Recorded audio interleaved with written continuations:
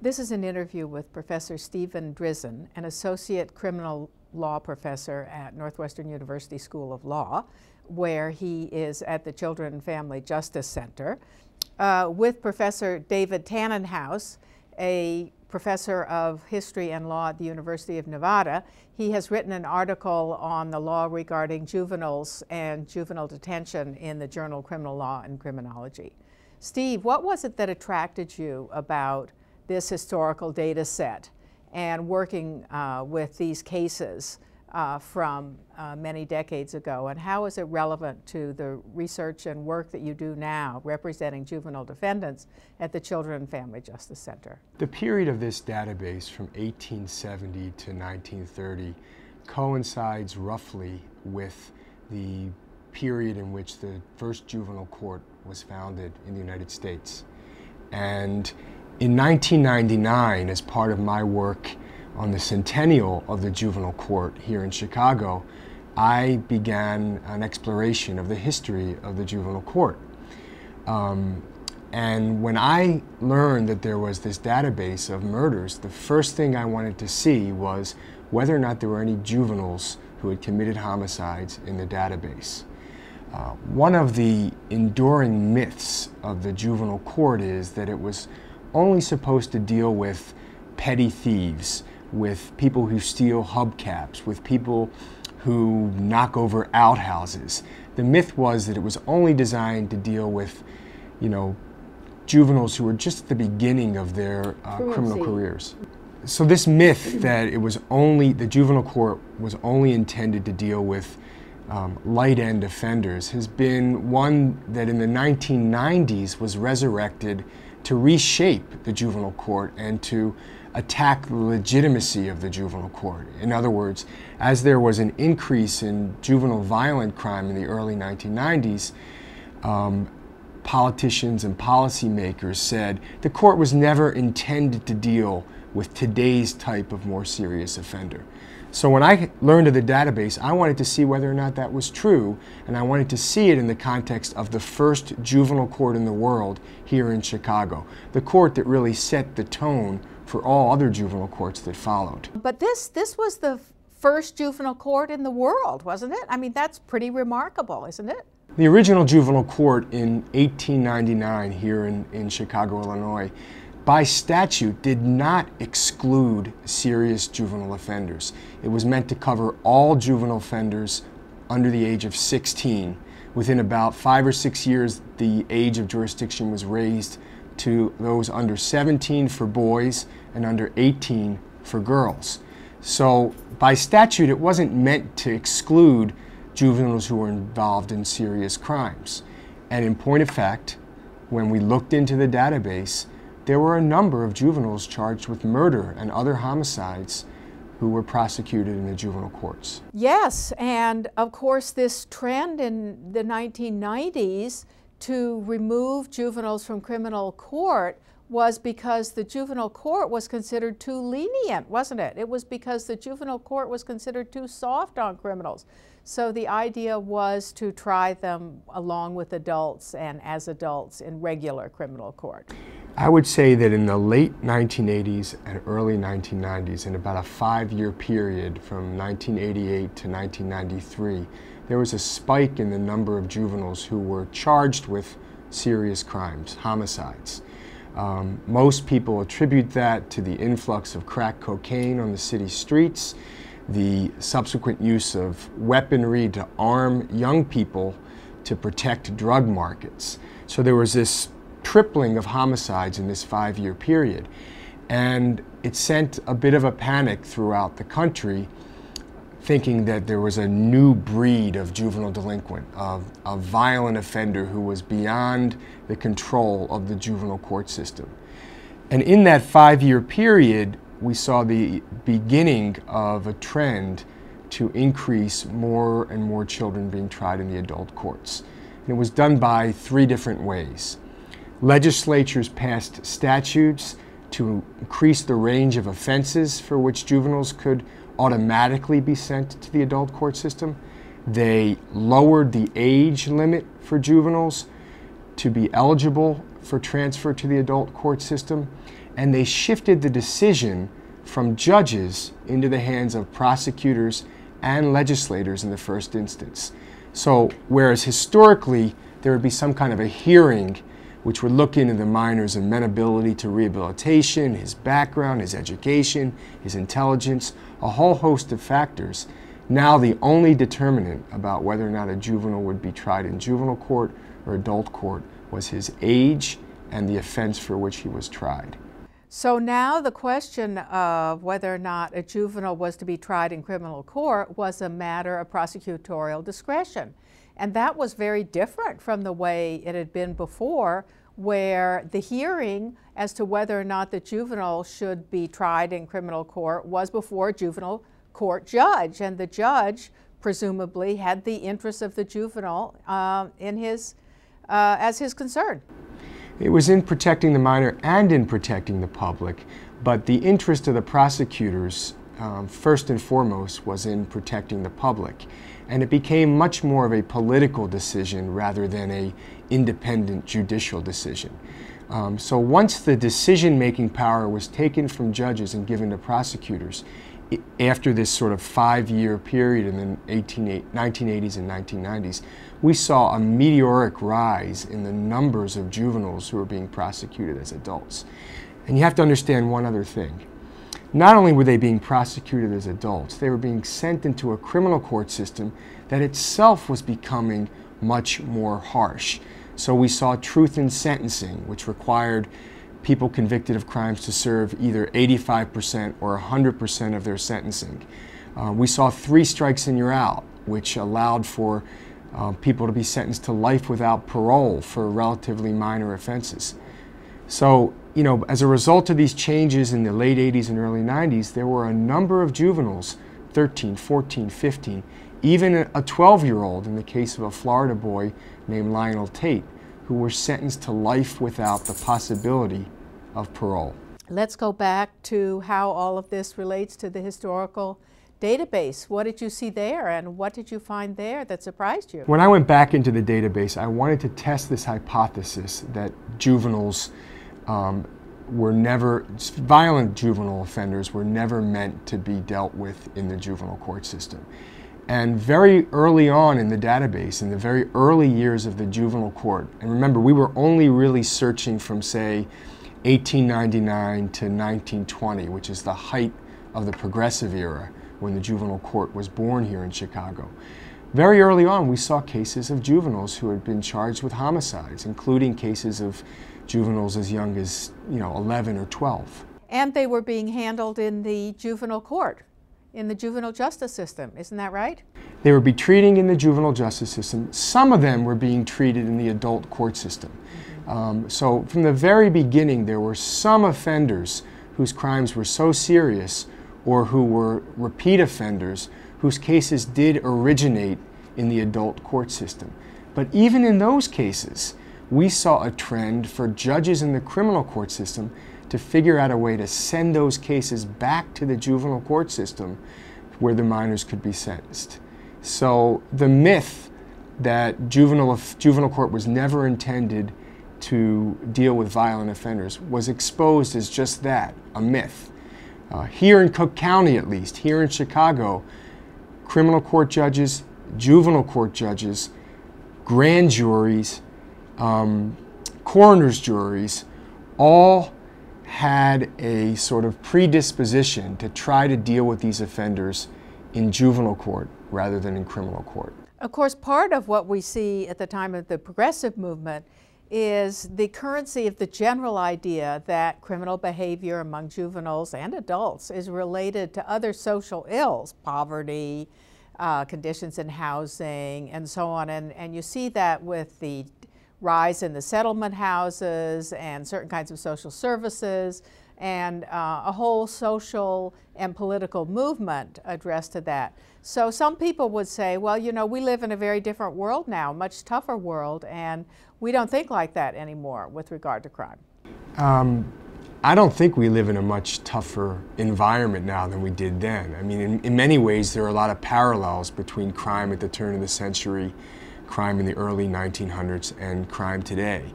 In the early 1900s, there was an influx of firearms on the streets of Chicago, and a lot of the homicides were firearm driven. The rate of murders wasn't significantly different than it is today. So the environment isn't really tougher than it was at the turn of the century. So historically speaking, I think that's another myth that this homicide database helps put to rest. Of course, one of the interesting things about Chicago at the turn of the century was there was a great deal of business related to illegal activity at the time. There was illegal gambling, there was illegal bootlegging and alcohol sale, there was prostitution, there were illegal drug sales, and these illegal activities employed a lot of people, including employing a lot of juveniles in a variety of capacities. So it certainly was not new in the 1980s and 90s when juveniles started being involved in crime and criminal activities. It's hard for me to say that the use of juveniles in crime was similar to the use of juveniles in crime in the 1990s. In the database, when we looked at the cases that involved juveniles, we didn't see a lot of cases that suggested that juveniles were, for example, protecting adults' drug turf, that they were directly involved in the drug trade or the illegal alcohol trade, and that they were using weapons to help protect the interests of adult gang leaders. I think that's a bit of a difference from the turn of the century. The idea that today adult gang members, criminals, will recruit juveniles and actually arm them to protect their interests. But you're right, juveniles were involved in these activities, oftentimes were victims in these activities in terms of prostitution and the like. Let's talk now about what you found when you went and looked at the historical cases. One of the cases that we focused on involved a young girl by the name of Verna Daly, who was a 12-year-old girl who was essentially terrorizing her neighborhood in Chicago. And she was arrested and charged in the homicide of an 8-year-old girl. The case was fascinating for a number of reasons. First of all, juvenile crime back then and juvenile crime today is predominantly a male phenomenon. But this was a case of a young girl. Secondly, because of her age, we were attracted to the case. She was a preteen, a pre-adolescent, 12 years old, and because of the age of the victim, an 8-year-old girl, we were attracted to the case. Verna Daly was charged with the homicide of an 8-year-old girl for beating her to death. So it was a very serious case of interpersonal violence. She beat her to death with a baseball, which she used as a weapon, and she beat the girl to death by hitting her in the head and by stepping on her stomach and then injuring her internal organs. Would this have been a case where there would have been the involvement of social service workers or psychologists or juvenile court officials? Because at the time, I assume, it would have been recognized that this behavior was very aberrant. It would have been recognized that it was aberrant behavior. The juvenile court was in its relative infancy. It was maybe 9 years old at this point in time. And there were services for juveniles in the juvenile court in terms of social services, psychological evaluations, and the like. So there would have been a greater emphasis, had her case been in the juvenile court system, upon trying to look at what was going on with this child and what can we do to correct this aberrant behavior. Mary Raddock's case, hers is the name of the victim, is fascinating also because of the newspaper accounts of the case. The Chicago Tribune at the turn of the century covered this case. Unlike today, however, where it would be front page headlines, the stories about this case were in page 3 or page 4. But still, the stories written about this girl, the accounts that reporters got from people in the neighborhood, painted a picture not unlike the picture that we see portrayed of teenagers in violent crime today. It described her as a young girl who was terrorizing the neighborhood, who was out of control, who had a lack of parental supervision, who didn't feel any remorse for her activity in the death of this 8-year-old girl. And it painted a picture very similar to the kind of picture that emerged again in the 1990s in dealing with young offenders. What were the social and economic circumstances of the principals and family members in this case? And how did that affect the coverage? Well, it's hard to know exactly what the socioeconomic circumstances are, but in the way in which the articles describe the girl, the victim, it appears that this was a crime that took place in an emerging immigrant neighborhood. The victim was described as being a member of the Bohemian community, which suggests immigrants from Europe.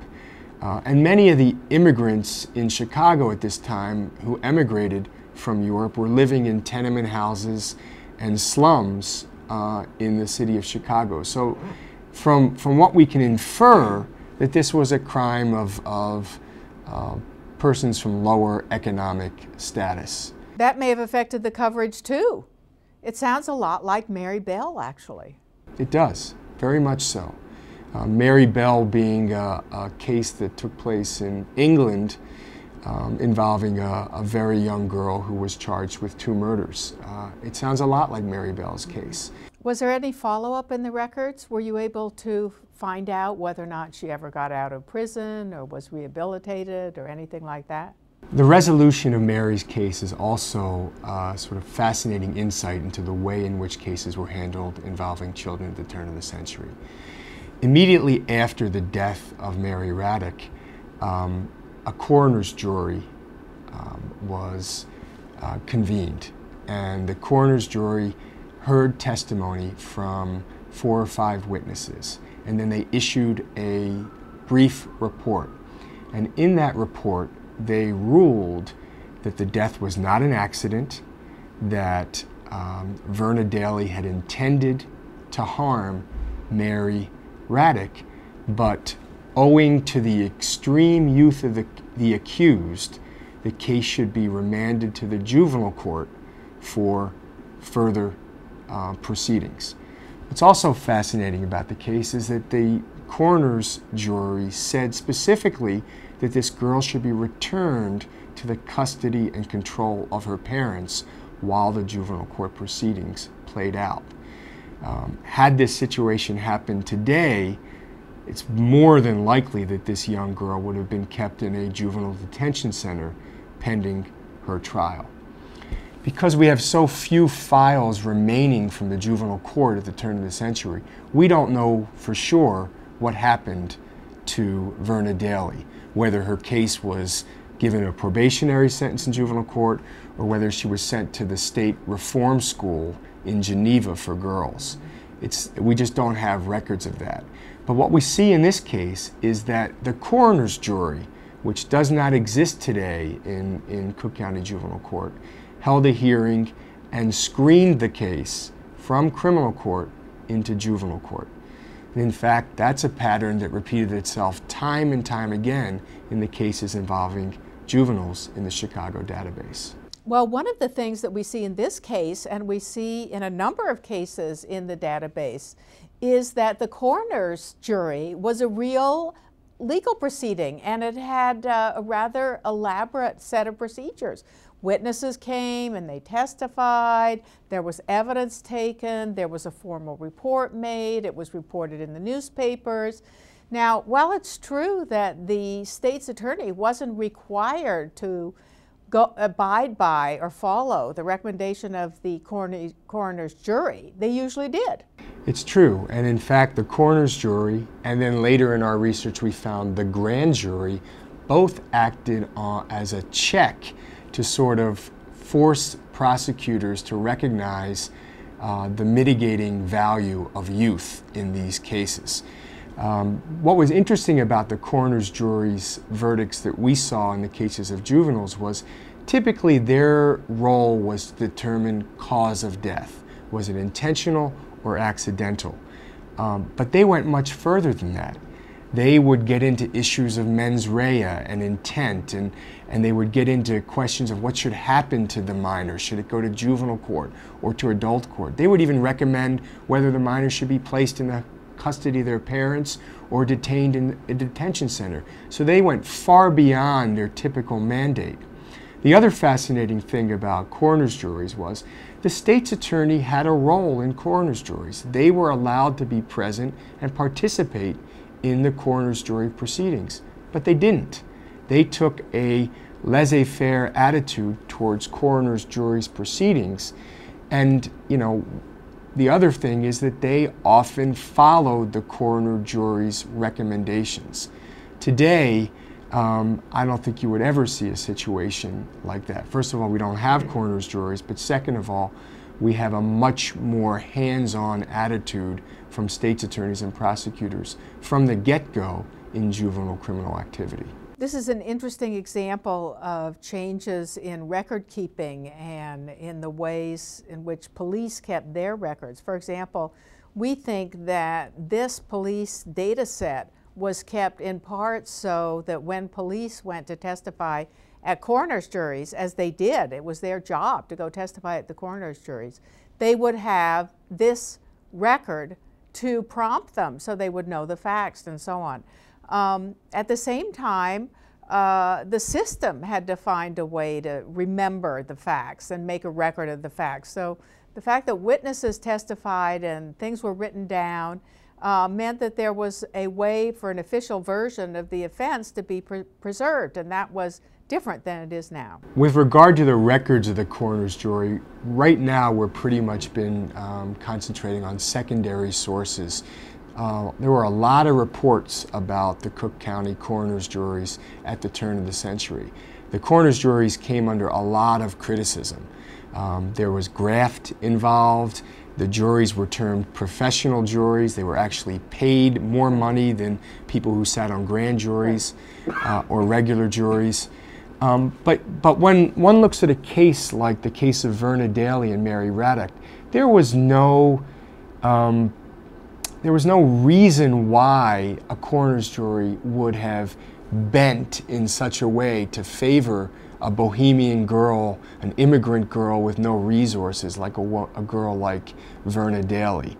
This, to us, especially with the language owing to the extreme youth of the accused, is indicative of a mindset that existed in Chicago around this time, a very different notion of childhood that had emerged here in Chicago, and that led the way for thinking about children throughout the country. These attitudes about childhood, which were held by juvenile court officials and social service people at the time of the turn of the century, were really very influential around the country.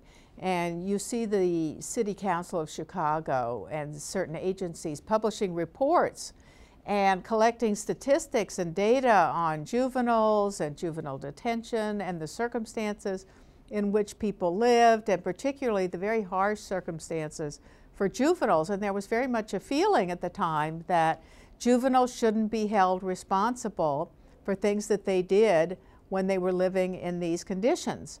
But let's talk now about the death penalty for juveniles and the work you're doing now with regard to the death penalty for juveniles. For the juvenile death penalty, we looked at one case in particular, and it was perhaps the most famous case in the entire database, the case of Leopold and Loeb, which took place in 1924, near the sort of tail end of the Progressive era. And of course, it's a case that has often been termed the crime of the century, or one of the crimes of the century.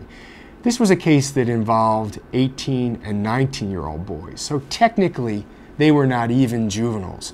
But even in the language of the day, even in the newspaper coverage, in the way in which they were described by their attorney and their judges, they were considered boys, not adults. So it's fair, I believe, for us to make the inference that this is a case of juveniles rather than adults. The furor around the murder of 14-year-old Bobby Franks was unlike any other crime around that time period. And Leopold and Loeb were both University of Chicago students, brilliant young men who decided they were going to plan the perfect crime. And they were arrested and charged with the murder of 14-year-old Bobby Franks based upon some spectacles that were found at the crime scene that belonged to one of the two boys. When they were arrested, the newspaper coverage of this case was very much like the coverage we see in high-profile juvenile crimes today. These boys were considered deranged. They were considered sociopaths. And very early on, their parents retained the services of Clarence Darrow, who was a progressive, who was associated with many of the people who founded the juvenile court, especially Jane Addams, and who was probably the most noted criminal defense lawyer in the country at the time. Darrow made a very interesting tactical decision. Instead of deciding to try this case and to put on a defense around the issue of insanity, he pled these boys guilty to the murder of Bobby Franks and decided to put on an elaborate mitigation hearing at sentencing, to throw himself on the mercy of the court and to get the judge to sentence these boys to a term of years rather than the death sentence. And so what we have in 1924 is a model of a mitigation hearing at a death sentence put on by Clarence Darrow. Some of the most esteemed psychiatrists and psychologists of the day came in to examine Leopold and Loeb.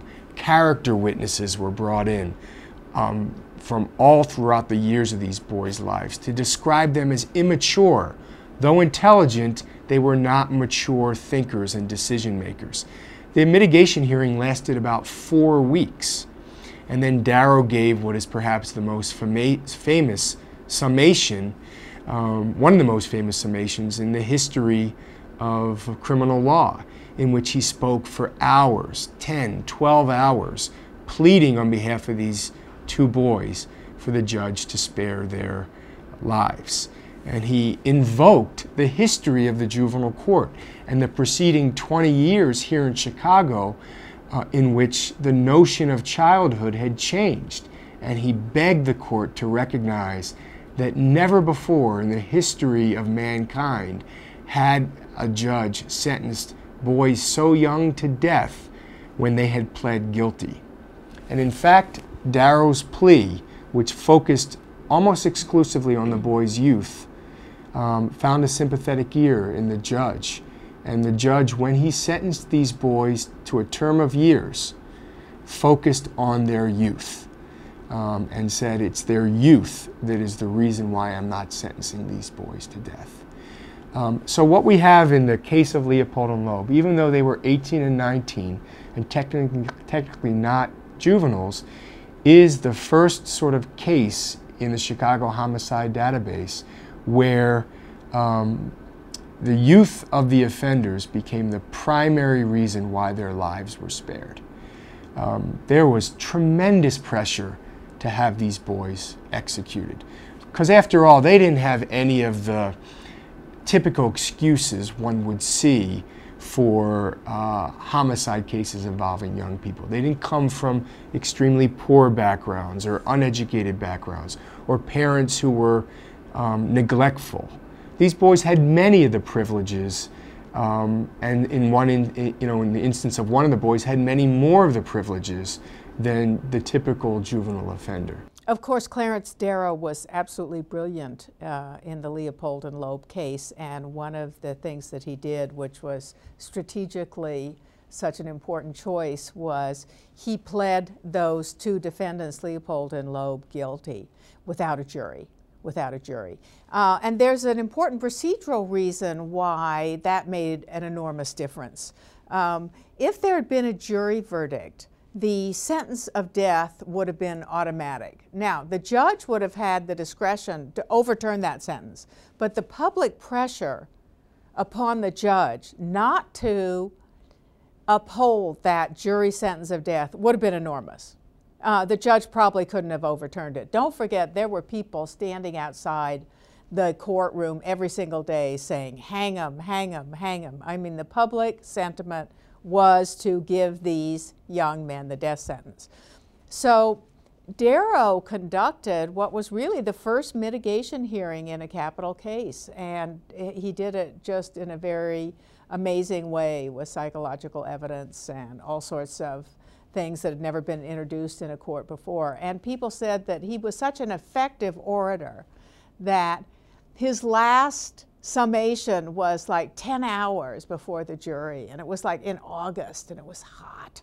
And you know, there was reported to be not a dry eye in the courtroom. Even the judge had tears rolling down his face. Now, I mean, that was just like astonishing. That certainly wouldn't happen today. The fascinating thing for me about the whole Leopold and Loeb affair is not only Darrow's brilliant defense work, the first real mitigation hearing, it's that the case of Nathan Leopold makes perhaps the strongest case for why we shouldn't be executing people who are 17, 18, 19 years of age, or even younger. Nathan Leopold's post-conviction, post-sentence history is remarkable. He went into the Illinois Department of Corrections. He personally redesigned the entire library system. He obtained a number of degrees while he was in the Department of Corrections. He participated in studies, medical studies, to help find cures for various diseases.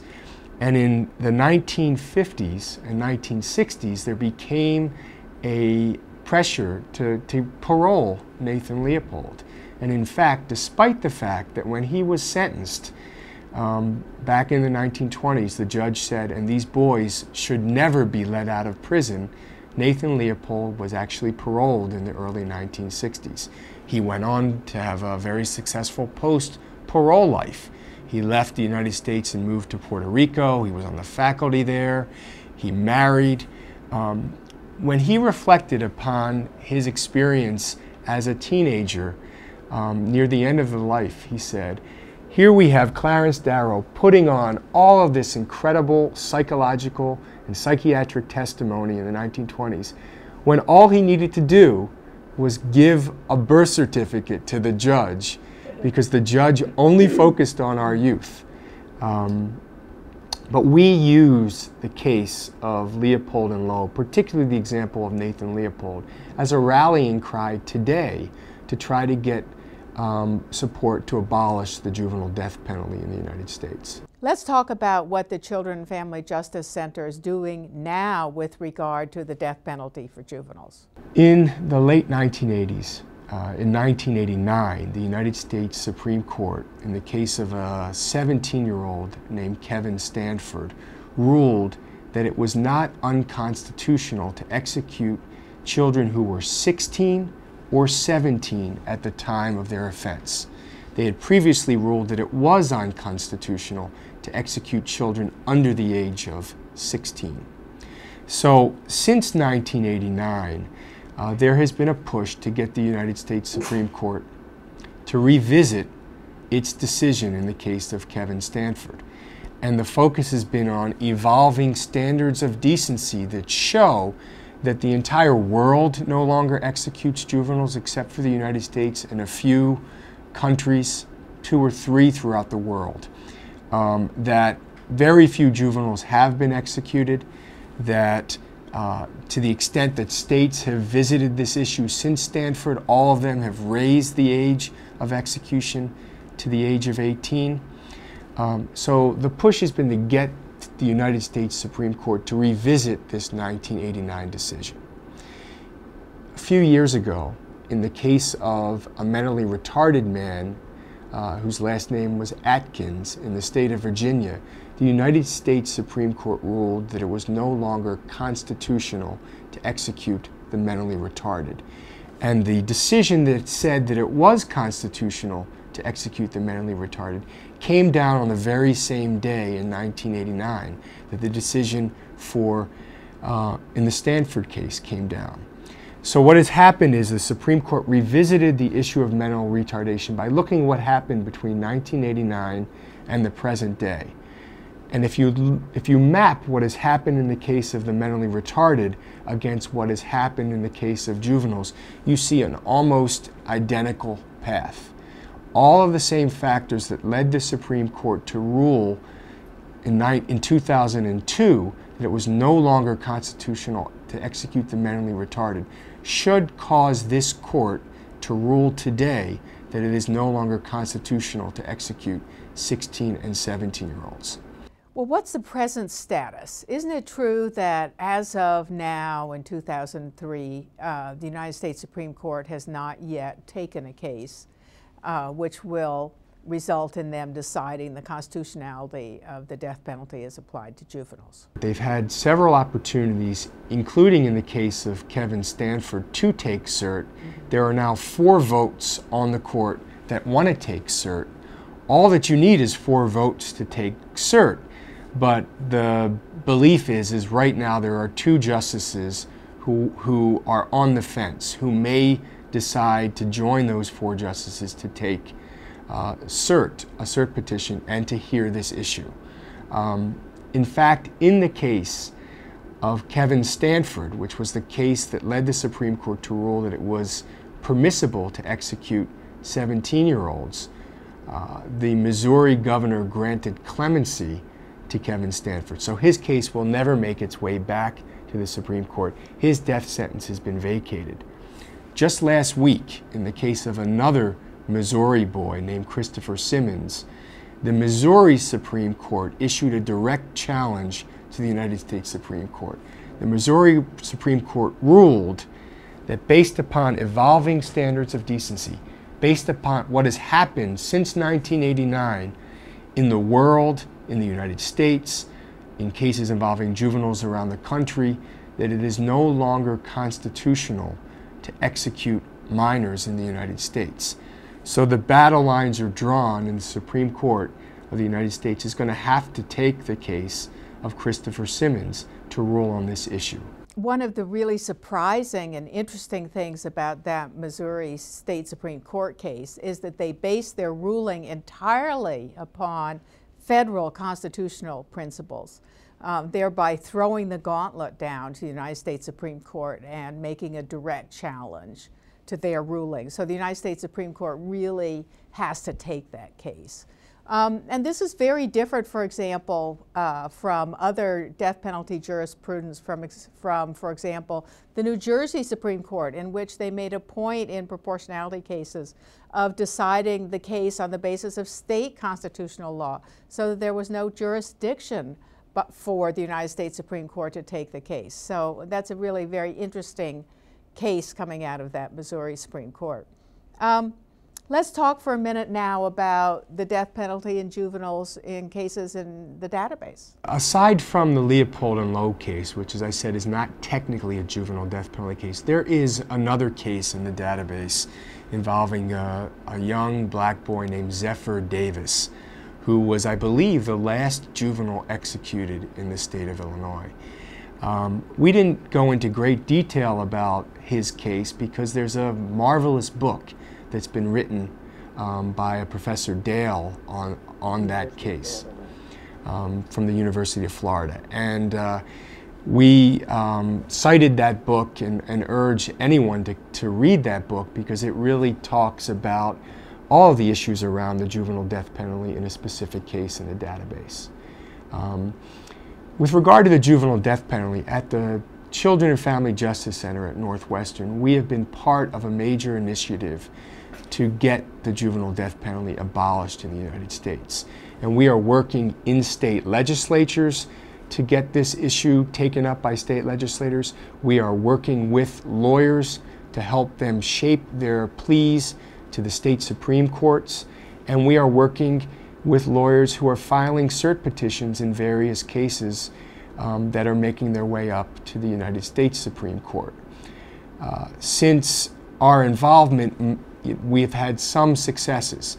The Indiana legislature 2 years ago abolished the juvenile death penalty by raising the age to 18.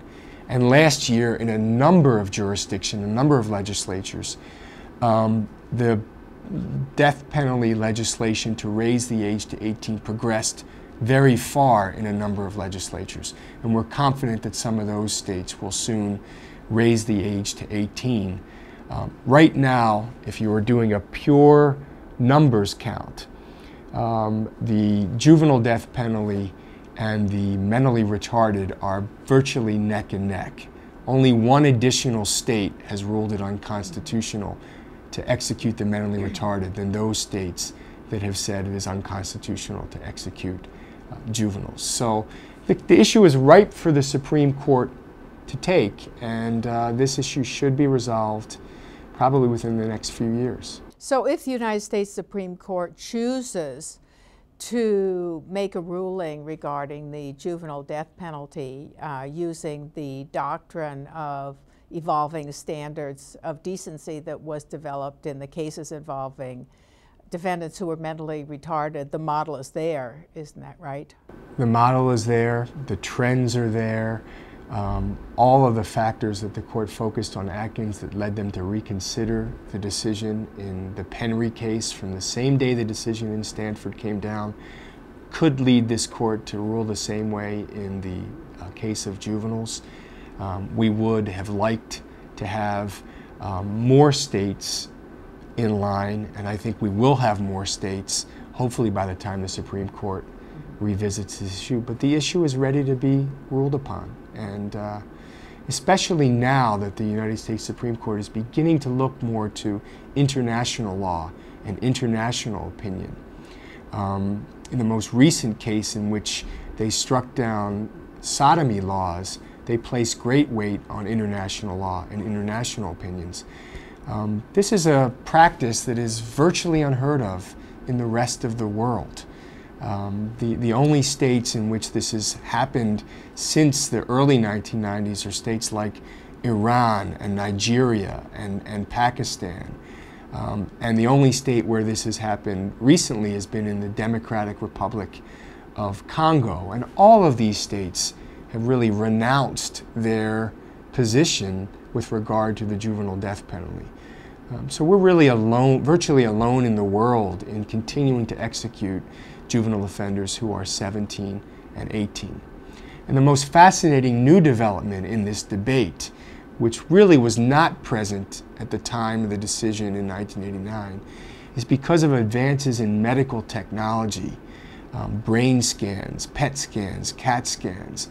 We now know with certainty that the juvenile brain is undeveloped in areas regarding decision making, the area right behind the forehead, the prefrontal cortex, in ways that make it a markedly different brain than an adult brain, in ways that diminish culpability.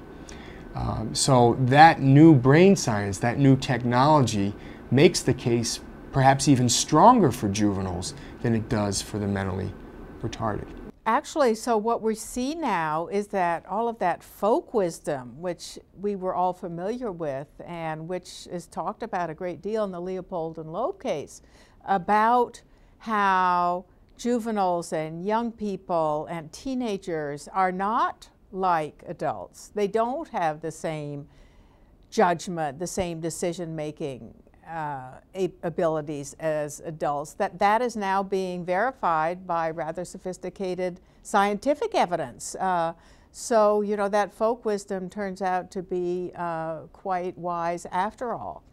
To move on to another topic, were you able to look at enough cases to make some comments or have an opinion about racial differences in these historical cases? There really wasn't enough of a sample of cases for us to opine about racial differences. The historical data on this is pretty clear, however. Since the formation of the juvenile court, there has been a disproportionate representation of minority youth in the juvenile court system, and that's continued throughout the entire century of the juvenile court. Although the definition of a minority has changed, right? It has changed, and the kinds of persons that came before the court have changed. At the beginning of the court, there were largely, what we would call today white immigrant youth from Europe, and a large number of African American youth. Today, we see a lot more Latino or Hispanic youth coming into the court system, and Latinos and African Americans make up the bulk of the minority youth. So we really couldn't get enough of a database to opine specifically about it, but clearly there's been a problem with overrepresentation of minority youth from the beginning. One thing that we did in our article was we compared 3 cases from the turn of the century to 3 cases from the modern era, from the post-1990 era, to talk about how these cases were handled differently in the sort of age of the juvenile super predator, which was the term that was used to describe juvenile offenders of the early 1990s. And there is a marked difference between the way in which our court system deals with young offenders today and the way in which they dealt with the offenders at the turn of the century. As we said earlier, at the turn of the century, there were all these institutional checks and institutional balances that seemed to favor youth, that seemed to place great emphasis on youth in determining how to treat an offender. We had the coroner's juries, which screened many cases from the criminal court, referred many cases to the juvenile court, or even found that juveniles involved in homicide shouldn't be prosecuted at all. We had the grand juries, which were much more active at the turn of the century. Today, it's often joked that a prosecutor can get a grand jury to indict a ham sandwich. And that's true. Prosecutors almost always, almost 100% of the time, can get an indictment by presenting evidence before a grand jury, even in cases involving juveniles. Back at the turn of the century, something like 30% of the cases were not indicted by grand juries, and the numbers were even higher in cases involving youth. So there were 2 very powerful institutional checks on prosecutorial discretion making at the turn of the century that don't exist today. And even back then, judges would oftentimes pressure prosecutors to send cases involving juveniles back to the juvenile court system once their cases were sent to the criminal court. So there were these 3 checks on prosecutorial power. In the cases we studied in the early 1990s, none of these checks existed. And so prosecutors were charged children with offenses that would land them in criminal court, and there was virtually no recourse for the judges or even for the juries to mitigate the sentences of those offenders who landed in criminal court. Whereas youth was a powerful mitigating factor at the turn of the century, it had become a liability in the early 1990s. When comments were made that this person has always been bad, this person is incapable of reform, in other words, an attitude which was exactly opposite of attitudes expressed in the progressive movement, where the idea was that,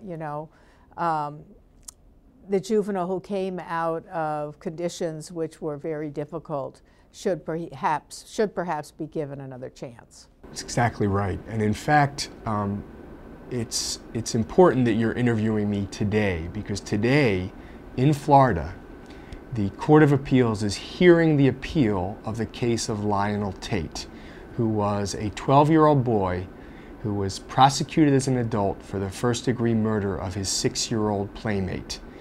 And he was sentenced to life without the possibility of parole for his role in the death of this 6-year-old girl.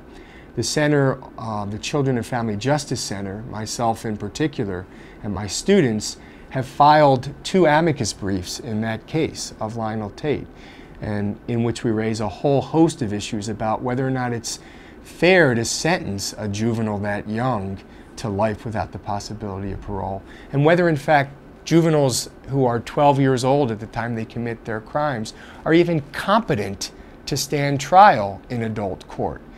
One of the absurd things of sentencing children so young or prosecuting children so young in the criminal courts is that they're just not capable of making the kinds of strategic decisions that we call upon adults to make in the course of a trial. And Lionel Tate's case is perhaps the most telling one, because he was faced with the decision about whether or not to plead guilty to an offense that would enable him to serve 3 or 4 years in prison time and then be put on a long period of probation, or to roll the dice and go to trial in front of a jury. He chose to roll the dice and he got burned. And there's been an international outcry over the fact that we would sentence a 12-year-old to life without the possibility of parole. This raises another important point. I mean, he was 12, so was he waived up? Prosecutors, by charging him with first-degree murder, the case was automatically originated in adult court. So they had the initial power to decide where the case would be sent. And once they made a decision to charge a 12-year-old who, you know, at common law couldn't even form the intent to commit first-degree murder, by charging him with that, his case was originated in adult court, and then all of the adult sentencing rules governed his case. The Florida case is a very good example of the legislature taking the decision away from the juvenile court. The legislature decided that certain kinds of cases, no matter how young the defendant, murder cases, would be tried in adult court. So that was very important. But you know, in Chicago also there have been a number of cases where it's been very vividly illustrated how the juveniles are not able to consult with their counsel. There was one case where there was a picture on the front page of the Tribune of a juvenile who was making drawings, little pencil drawings in court while his attorney was arguing on his behalf. And I believe the center was involved in that case too. Tell us about some of those recent cases. There have been a number of these horrific cases that really sharply point to the inability of young teenagers, particularly 13, 14 years or younger, to really effectively and meaningfully participate in their own defense when their cases come to trial.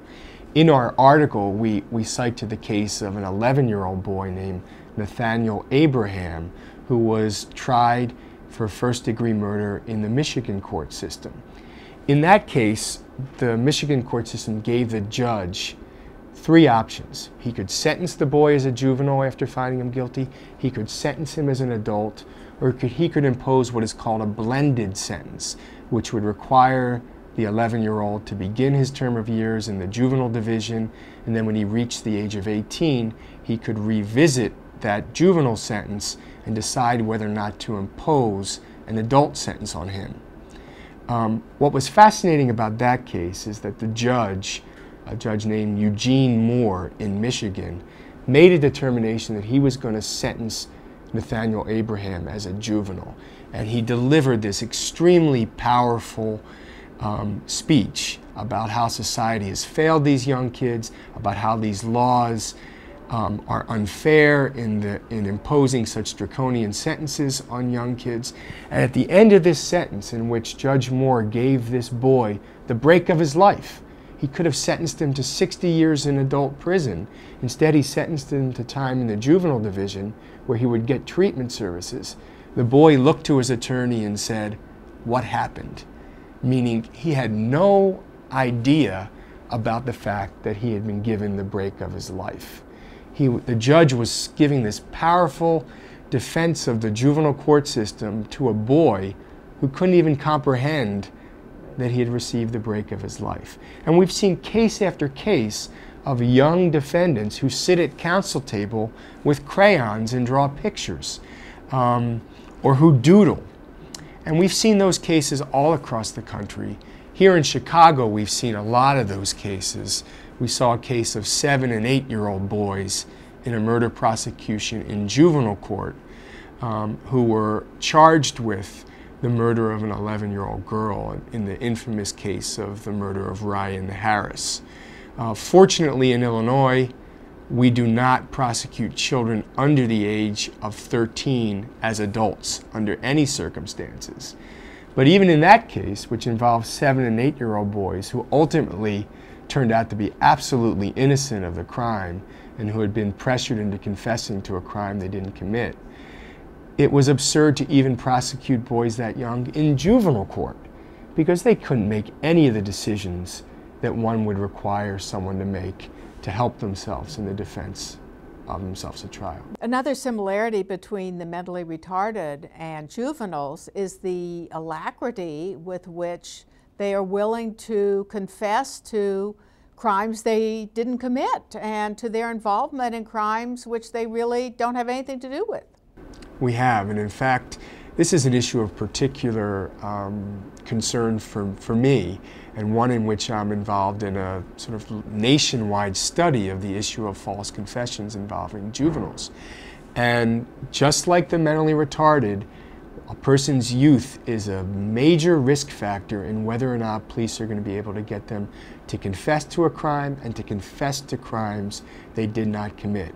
We see more juvenile offenders involved in false confessions than we do any other population. And we're not just talking about 12, 11, 10-year-olds. We're talking about 15, 16, and 17-year-olds because their decision-making ability when pressured by police officers is compromised by their youth.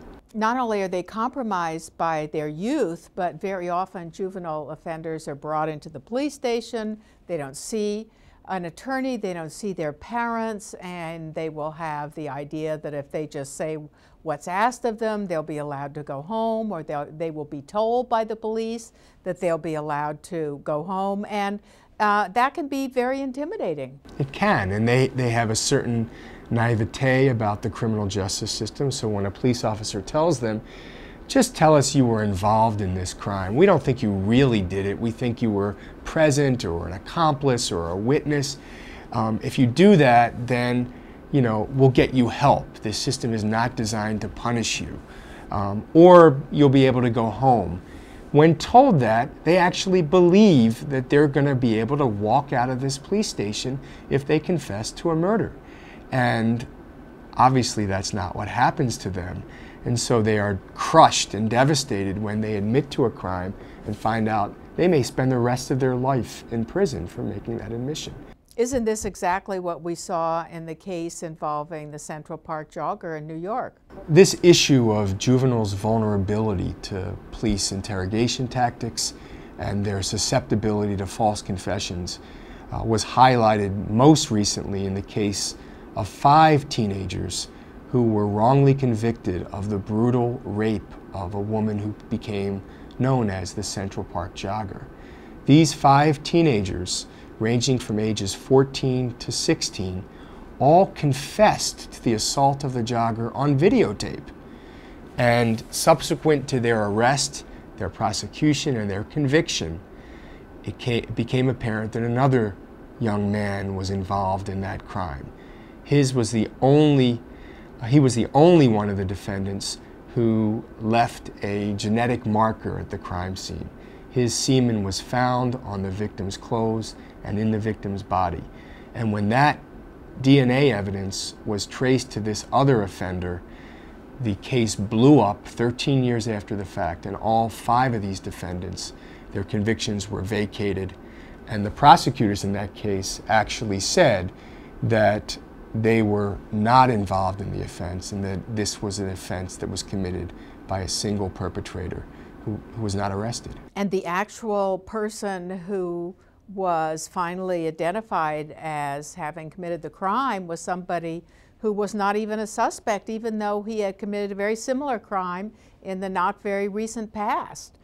But this is also relevant to arguments about how you have to show what leads up to the videotaped confession. You can't just show the videotaped confession itself, because when a jury sees that videotaped confession, it's very persuasive, it's very powerful. The jury is just going to have no trouble coming to a conviction. It's true, and we've had here in Chicago, which in the wake of the Ryan Harris case, there was great pressure put on law enforcement authorities to begin taping interrogations from start to finish. Because again, in that case involving 7 and 8-year-olds, they were charged based solely on a police officer's oral account of what they said to him during a conversation that was not recorded. We began a regime of taping confessions only in homicide cases. And the prosecutors argued that it was impractical to tape the entire interrogation, and that by taping the final confession only, jurors could determine whether or not a confession was true or false and whether or not it was reliable. We argued that that wouldn't tell the picture at all to the jury. That wouldn't give them enough of a context to determine whether or not these confessions were coerced. And it turned out, in fact, to be the case, because we have had several videotaped false confessions in Chicago, most particularly the case of a young man named Corethian Bell, who confessed quite calmly and coolly on videotape that he murdered his mother, when in fact it turns out another person committed that crime. So if you videotape the interrogation from start to finish, from the minute you give Miranda warnings to a suspect, you will know whether or not the juvenile understood his Miranda warnings, whether or not he knowingly and intelligently gave them up, whether or not the key details about a crime that only the true perpetrator would know originated in the mind of the juvenile or were somehow suggested to him or her by his interrogators. Only by doing that will you protect against false confessions and ensure that the truth emerges. Indeed, this issue of videotaping the entire interrogation is before the Illinois State Legislature now in 2003 and was very much at the forefront of the issues considered by Governor Ryan's commission and is very alive now in Illinois. Not only is it alive, Illinois became the first state in the United States to legislatively mandate that all interrogations of suspects in homicide cases, both adult cases and juvenile cases, be electronically recorded from start to finish. So Alaska and Minnesota had required this by Supreme Court decision, and Illinois now, because the governor signed it into law in July of this year, is now the first state to require electronic recording in homicide cases. Anything else you want to add about the historical cases in particular? All I would say is that the historical information in the Chicago database allowed us to be able to challenge prosecutors and policymakers who in the 1990s misused history, were unfair to history, characterized history falsely in order to achieve political aims. It turns out that there were dozens of juveniles involved in homicide cases at the turn of the century, and these cases, in most instances, were handled in the juvenile court system, and that the juvenile court system was perfectly capable of dealing with these cases, and that the myths which led to many of the worst laws ever passed involving juveniles were based upon statements and scripts from policymakers that were untrue. Thank you very much.